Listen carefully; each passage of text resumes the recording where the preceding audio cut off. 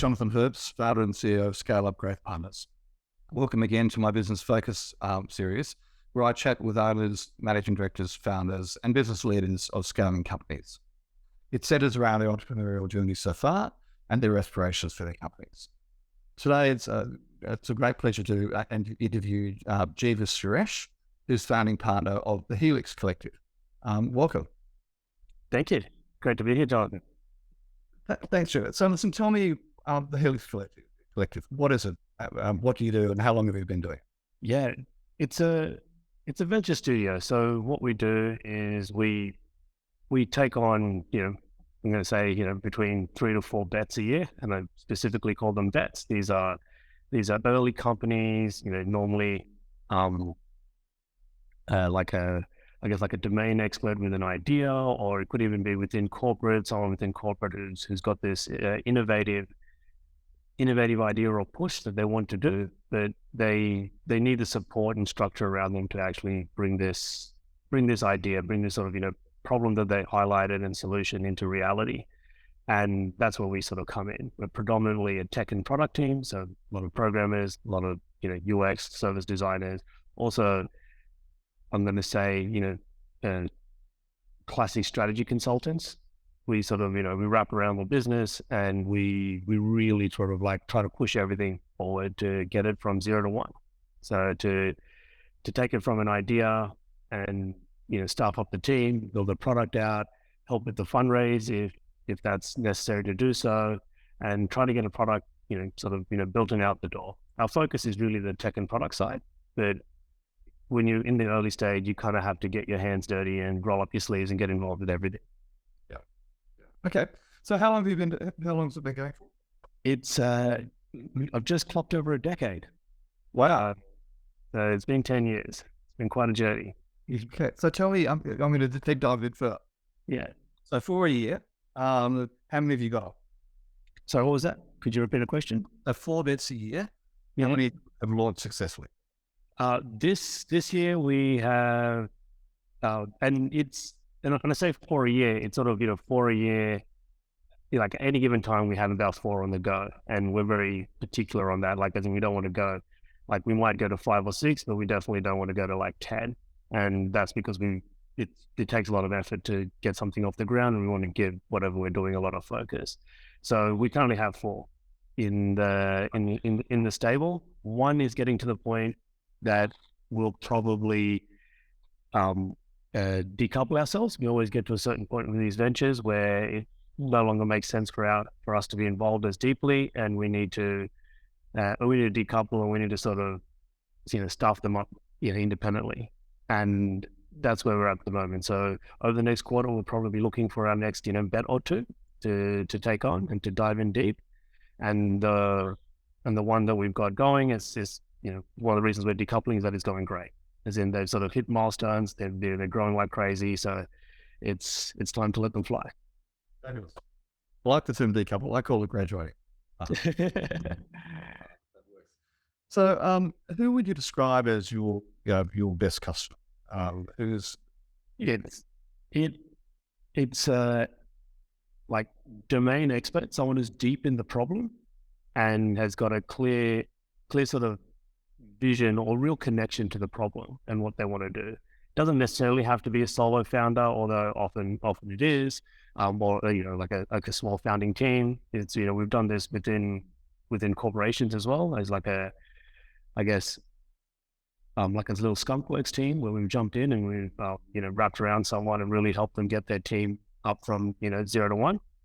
But it is that kind of setup or that kind of human or that kind of environment where we really thrive. And do you take equity?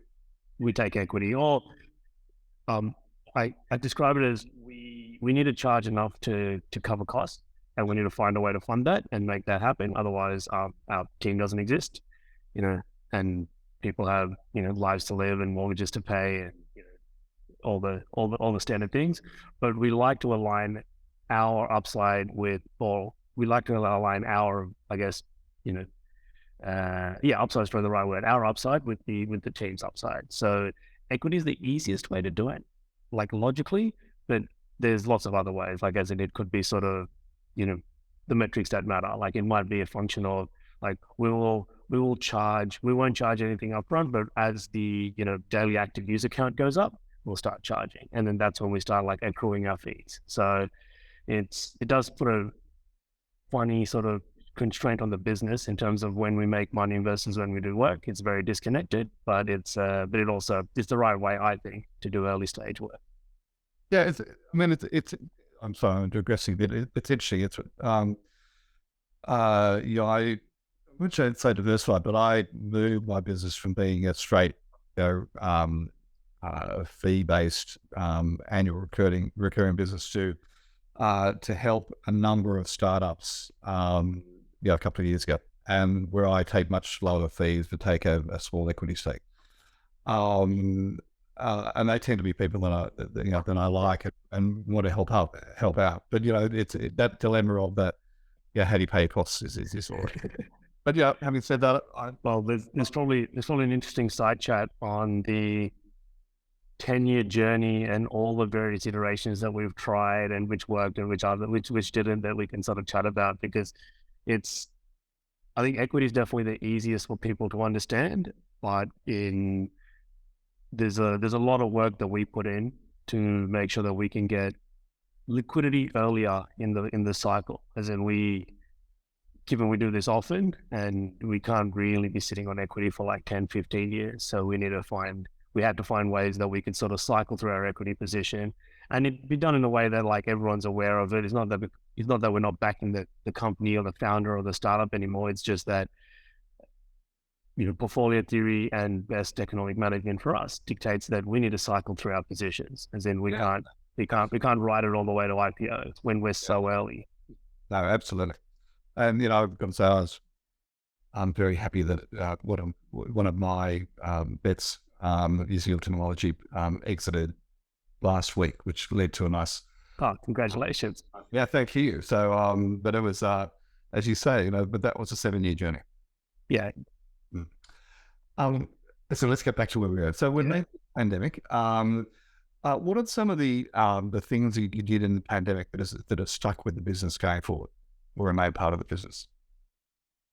Like, the obvious one is that everyone went from being an office business mostly to a completely remote business, and now post-pandemic, like I think that's quite nice, as in we've sort of changed the way we worked, and I'm going to say at the moment it's hybrid or office optional. So we haven't got rid of our office space, and the team often still comes in, especially if they're all collaborating on something really tightly. They kind of self-organize to be in the office and, get a little corner for themselves where they can all sit and work deeply and tightly together. But in periods where that's not happening, everyone just, works where they want to work.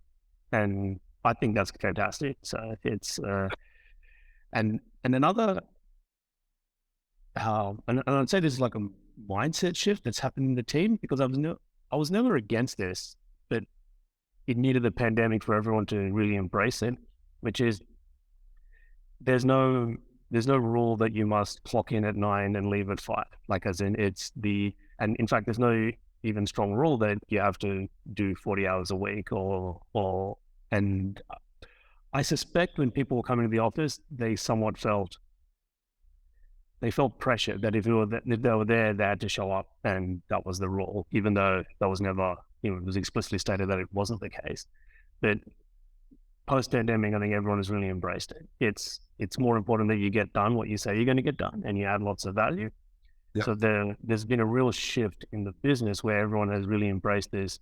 You must add 3x value, as opposed to, there's no implicit, and therefore you have to be in the office 40 hours a week or work. It's just, you must add 3x value. That's the non-negotiable, and everything else can be worked around accordingly. I like that. The 3x phase. And it's quantifiable as well. Yeah. It's just very easily quantifiable, and it becomes this, I call it a Schelling point. This thing that we can talk to both the businesses that we're in and everyone on the team, and what the expectations are, and we can all rally around it. As in, we win if we provided this value, and if we don't, then we haven't. Like, it's very simple. Yeah, no, that's great. So tell me, what does the future look like, and what do you see as your main challenges going forward? Um, it's going to be an interesting couple of years. The easy money times are definitely over. So for the last few years, we had, I'm going to say, little to no problem finding funding for any venture that we wanted to go on. Which is great, of course. It made life easier, but it also meant that there was there was just competition on all fronts because money was cheap, so prices were going up everywhere. So we're coming out of that. So I think we're going to see better value, and it's going to be a bit more reasonable. But as these things, they end up being like swinging like pendulums, right? Like we want it to be here, it's swung one way here. Now it's like it's definitely swung back that way. So there's a lot more work and energy to be able to, I guess, really quantify and frame up and get the funds behind the bets that we want to take. However, the flip side of that is it's a lot easier to validate whether something is fits our criteria or not, because there's a lot less noise. A lot of the tourists have moved out, and it's the people who are really passionate and committed to building that remain, which makes life easy. Yeah, and it's very interesting when you go through and look at this interview series. I think, as I said, I think you're number 80. It's fascinating, the entrepreneurs who have been, that I've interviewed, and you can see, you can see why they've been successful, rather than, as you say, all the noise. Yeah. So, what do you think has been your biggest learning since you've been a business owner? Honestly, sort of get out of the way. that has been the biggest learning. Like, as it's very hard, or I find it very hard, when this business has been my baby for 10 years, to let go of things. And anytime I sort of like look back, it's always been surprising, where I was like, oh, I thought I was pretty good, but actually I didn't let go of these things early enough. I didn't. And I think that's really important, because you don't get, like, there's only a few levers of, there's only a few sort of, I don't know, variables of leverage, right? And one of them is your team. One of them is like, what team can you get around you, and what can you get other people to do and do well, that is, and I'm not going to say like as good as what you do, but like it meets the objectives that you're after. And it's always going to be different, but it definitely meets the objectives that you're after. And a big learning for me was that at any given point, it was really important to kind of, like, I'm going to call it like, step out and give space for people who were at that next level to sort of really level up and take ownership and come into their own as a result. And that was and that's sort of tricky. That's not as simple as just saying like, step out of the way and people step in. It's like, you got to really cultivate that environment and set it up and coach the people who are there on the team that, they're ready for this, and kind of time it at the right moment where you sort of step out of the way and let them, let them sort of, take the reins and see how they go, but also be there to support them, right? As in, it's this change in role from you're driving whatever thing that you're driving, whatever part of the business that you're driving forward, to you're riding shotgun, but you're kind of there to support them. You're there to sort of let them lie on the couch and talk through their problems and help them grow into this new role that they're taking on. But for me, that's my biggest learning, is that at every juncture where I've managed to really do that and do that effectively, there's just been a level up in the entire business that, when I kind of look back, I was just like, oh, I was kind of the ceiling here, and setting up the right structures for other people to take through and really own it and really feel like they own it has always been, I've always been pleasantly amazed every time that it's happened, and a little bit embarrassed that I haven't done it sooner. So you're absolutely spot on. We can summarize it as having the right people on the bus, see it's doing the right thing. But if the CEO doesn't get out of the way, if the founder doesn't get out of the way, and does he build that culture where, in many cases it's, your team members reach out and say, hey, Jeeva, get out of the way, step up, and in my experience, a lot of the times that I've learned that lesson is when my team have actually turned around to me and said, you're slowing things down. Yeah, you're slowing things down. Like, we need someone else to do this. Like why are you involved in this still? Exactly right. Exactly right. And that's when you've got a great team is when they're actually saying to you, move aside. Thank you very much. No, thank you. When you think of the word successful, who comes to mind and why?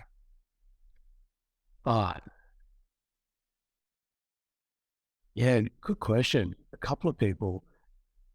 The first is, Vitalik Buterin is I guess he founded Ethereum, and it's this, I guess ostensibly, cryptocurrency, but it's really this, decentralized execution layer of the internet, right? As in settlement layer for the entire internet. And the way that this entire thing has grown and blossomed is just fascinating. It's just he's built the whole thing in the public, developed it all openly, really pushed this idea that you need to be open and attract the best talent. The innovator's dilemma, where the best people don't want to work for you, they want to start their own business. So how do you make your ecosystem such that the best people want to start their businesses inside your ecosystem and what are the levers that you put in place to do that? And I think the work that he's done to get there and to push that is just fascinating. And the other, which is somewhat the other end of the spectrum, is actually Elon Musk. And the reason is that I know he gets a lot of flack, and he talks a lot, he does a lot of shit posting on Twitter, and I've never met him or talked to him, but the general sort of, if you take the internet as the ballpark, is that like he's a prickly fellow is kind of the vibe that you get. But he's just not scared to make hard decisions. He's just not sort of like, he kind of jumps in, and the track record kind of speaks for itself. It's hard enough to make $1 billion company. He's made he's sort of taken a handful, and he bought Twitter, and he really, he went harder than what would be reasonable to do, and it's kind of showing. Like, as in, there's been a turnaround. There's been a reinvigorating of the culture, and making, like, I kind of look up to it as almost that kind of hard decision, right? Like, being able to do that, and being able to do that sort of decisively is tough. And this may go back to one of your earlier questions. What was one of the biggest learnings as a business owner? It's realizing that for lack of a better word, the more senior you get, the larger your business gets, the more risk you're taking on, or the more you're sort of venturing into the unknown, the more you end up making decisions. You have to make really, really meaningful decisions with very, very little data. And you kind of have to lean into that. Like, that is just that's the nature of our game.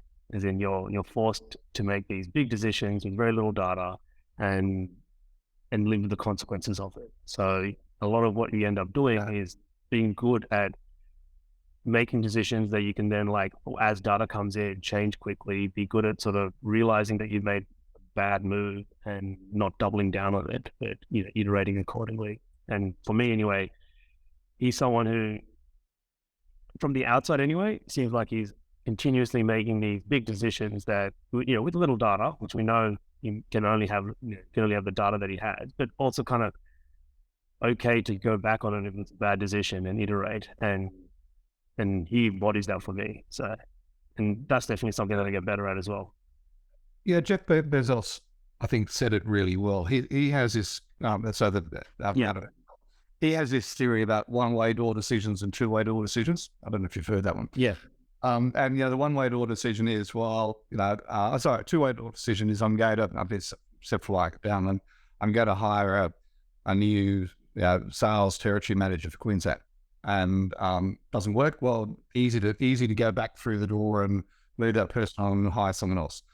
The one-way door decision though is, I'm taking a major, what one of my clients did recently.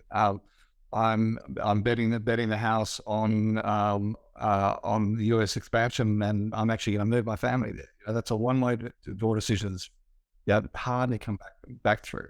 So and therefore, if you start thinking of the concept of two-way door versus one-way door decisions, you can make those decisions without a lot of data because you have the ability to wind back the decision. A one-way door decision. Let's think about Elon Musk. Well, we're going to buy Twitter. That's a one-way door decision when it's $50-odd billion. Yeah. And then the whole series of two-way doors that go with it. It's a really interesting. You're right. That is a very interesting paradigm. And maybe rightly or wrongly, I've kind of taken the view that most decisions are two-way door decisions. I think you're right. With the right framing. Like I said, it might be a one-way door with a time horizon, right? As in, it could be like, okay, it's a wrong decision, but if you're willing to make the hard choice to then say, well, when this was a wrong decision, we need to like iterate and turn back or make a big change, and then, okay, you've lost some opportunity cost, you've lost some time, you've lost some dollars over that period of time, but it's, I've rightfully or wrongly, I've taken this view that you have to be in a position that you can iterate and you can change and you can sort of like pivot accordingly. And yeah, you're right. Some things are harder than others, and you're more or less immutable. But the more open you are that it's possible, the more likely you are to chart away. Yeah, I agree. The other thing that you've raised earlier, which I think is a really good point. One of the things I coach is the concept of a leader's intent. What is the actual 3 sentences, the vision for the company, and what's the end result we want to get, we want to have when we get there. And we can do that for an individual project, or we can do it for a 3-year vision as an example. One of the really interesting things and I'm picking on Elon Musk, that I find really interesting about it is that, I don't know who the CEO of SpaceX is.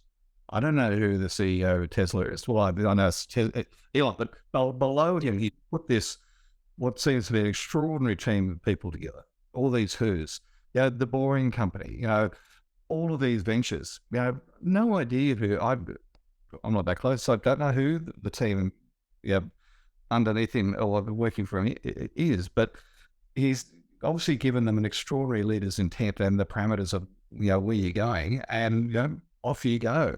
And that to me it comes back to your point about getting out of the way.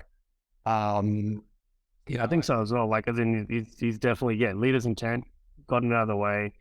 He's there to support, I'm sure, if it's required. He's there to sort of fast track the hard decisions if they need to be made. But he's a very, very interesting character. And Richard Branson's another one, when it comes to the case.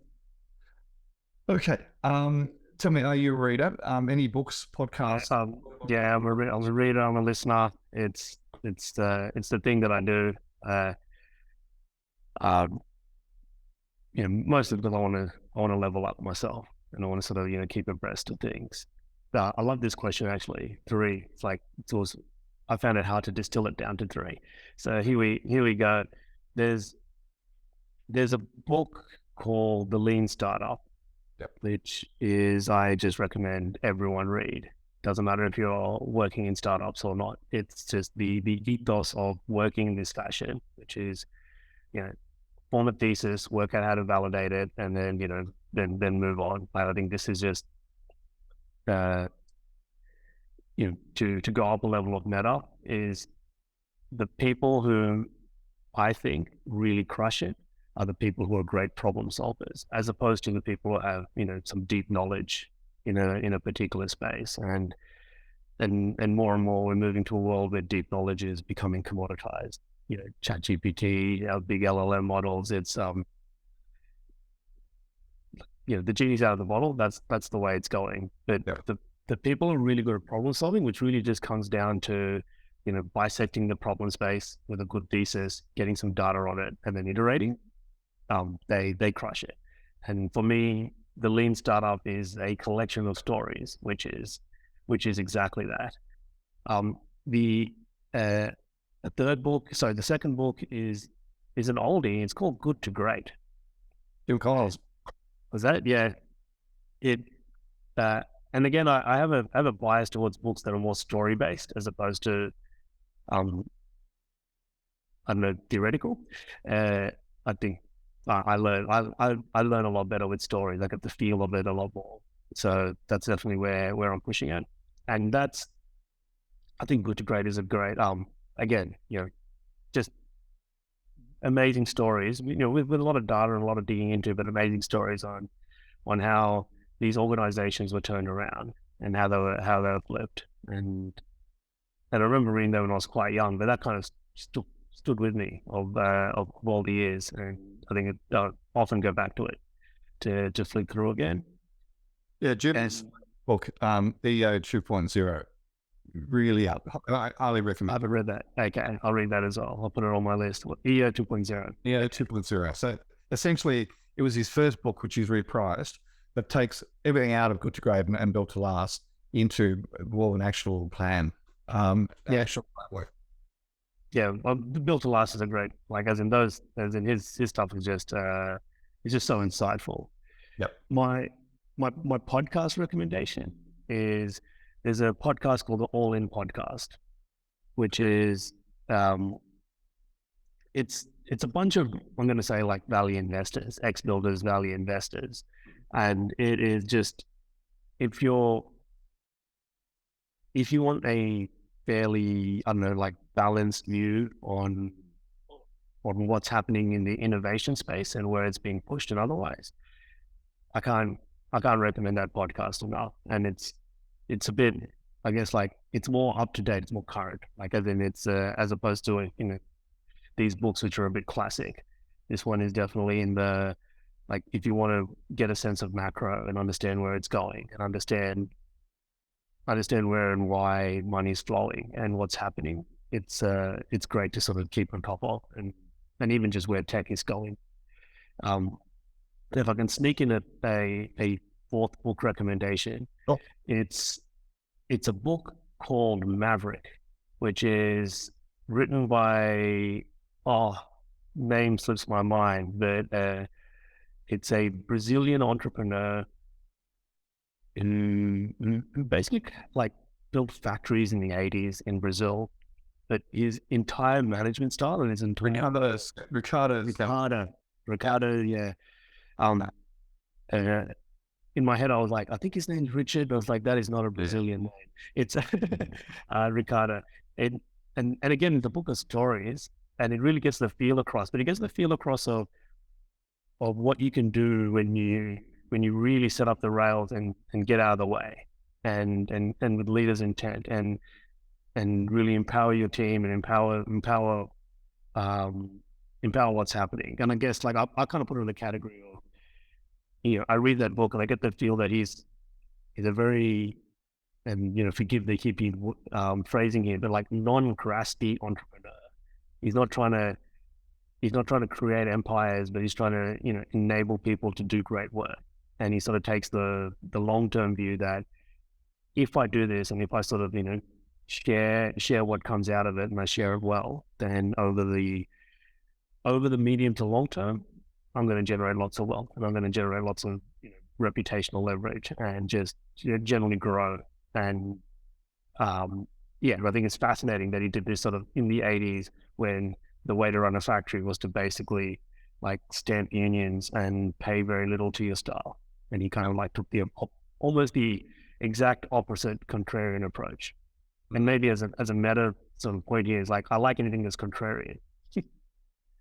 Yeah, and it's interesting. His approach was he removed the roadblocks of middle management. He removed the roadblocks of middle management, yeah. He took a lot of middle management layers, that was historically in place, and empowered through coaching. That's sort of my vague memory of the book. But pretty much. I thought it was excellent. I thought it was. Again, I read this book a long time ago, but I kind of read it and I was like, any business I create or grow needs to have this live and feel. This is important. Yeah, no, it's I talk a lot to my clients about what is the role of the CEO, and to me, it's what is a strategy. It's getting the right people on the bus, doing the right things, and setting the culture. Getting out of the way, and having enough cash for them to execute. And to me, those three things. Really, if you get those three right, you can do anything. I agree. Interesting. Thank you. So listen, my last question. Any other piece of advice or parting words for entrepreneurs or aspiring entrepreneurs out there?